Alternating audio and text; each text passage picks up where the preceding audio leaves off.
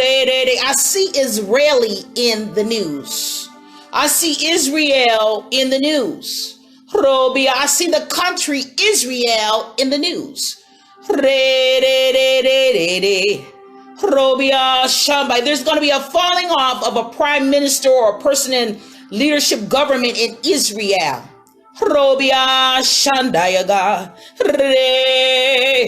Who can know the Spirit of the Lord except the Spirit himself? He said to tell you again that there's going to be a falling off of authority, Shobia Sunday God, as it relates to the country Israel. Re Hobia Shandaya God. I lift you up, Jesus. God is saying that I share these things not for the glory of the people, but for the glory of God. Robia, because the Bible declared that the spirit of prophecy confirms that God is real. Who can know him? Who can understand him?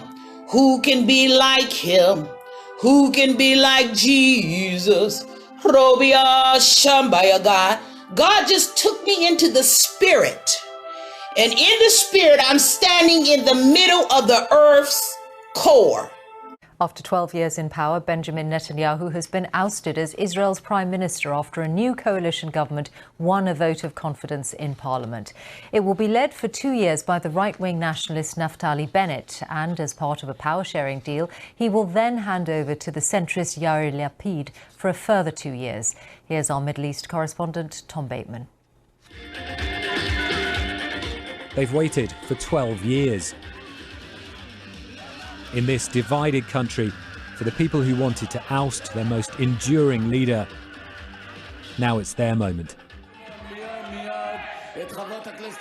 It took a chaotic vote in Israel's parliament to get there. With the count about to start, Mr. Netanyahu makes one last stand. Iran is celebrating because they understand there will be a weak and slack government, he says. The opposition in Israel will have a clear and strong voice. We'll be back soon. The new coalition scrapes in by just a single vote. It was all over for Israel's combative, often controversial leader, one who leaves an indelible legacy. Benjamin Netanyahu rose rallying Israelis against the Oslo peace deals with the Palestinians. There's a battle for Jerusalem. He was a figurehead for the right.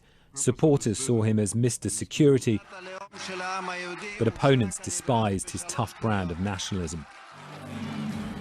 He won successive elections, but he split voters, and a trial for corruption, claims he denies, left him increasingly isolated. Israel's new PM is Mr. Netanyahu's former aide, Naftali Bennett, a nationalist who opposes a future Palestinian state. He called for unity, but laid into those he said were tearing the country apart. After 2 years, he'll hand over to the centrist Yair Lapid. How long will the coalition last? Israel's new coalition spans the left to the nationalist right, and for the first time, an Arab-Israeli party. Naftali Bennett now has to lead the broadest coalition in Israeli history, and that could make it one of the most unstable. He has his work cut out just to govern. They have a crisis to deal with after Israel's recent war with Hamas in Gaza and violent division inside Israel. Fears are rising of new tensions again. But this is a moment of Israeli history, as the throne is pulled away from the politician some called the King of Israel. Tom Bateman, BBC News, Jerusalem.